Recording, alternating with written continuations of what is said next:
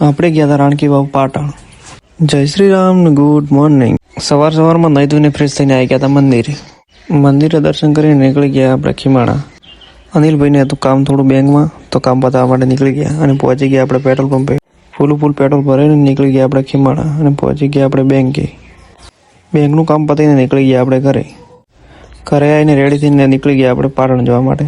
પાટણ આપણે રાણકી વાવ જવાનું હતું. સ્ટેશને ઉભા રહ્યા ના પણ લેવા માટે આવી ગયા કિરણભાઈના એક કામ બેસી ગયા આપણે.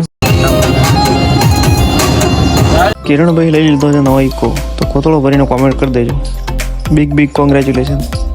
ને પહોંચી જાય આપણે શિવોરી બસની આપણે રાહ જોતા હતા ને એટલામાં તો આવી ગયા સાગરભાઈની ગાડીમાં બેસી ગયા બધા ભાઈઓ, નીકળી ગયા આપણે પાટણ જવા માટે.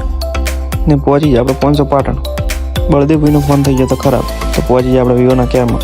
ત્યાંથી આપણે કામ પતાવીને નીકળી ગયા રાણીની વાવ જોવા માટે. વચ્ચે જોવા મળ્યું ન્યૂ બસ સ્ટેશન. રસ્તામાં થઈ ગયો તો ગરમીનો પારો આવી તો પી લીધી સોડા. પહોંચી જાય આપણે ટિકિટ લેવા. આપણે લેવી હોય તો 40 રૂપિયા, વિદેશ માટે લેવી હોય તો 600 રૂપિયા. ટિકિટ લઈ લીધી અને નીકળી ગયા આપણે રાણી વાવ જોવા માટે. ને આ જોઈ લો અમારા ગામના છોકરા છે કે નહીં. અંદર આવ્યા તો જબરદસ્ત વ્યૂ જોવા મળ્યો. તો ફાઇનલી આપણે રાણીની વાવ પહોંચી ગયા અને અંદર જોવા મળી મસ્ત મૂર્તિઓની કારીગરી બહુ જબરદસ્ત કરેલી છે.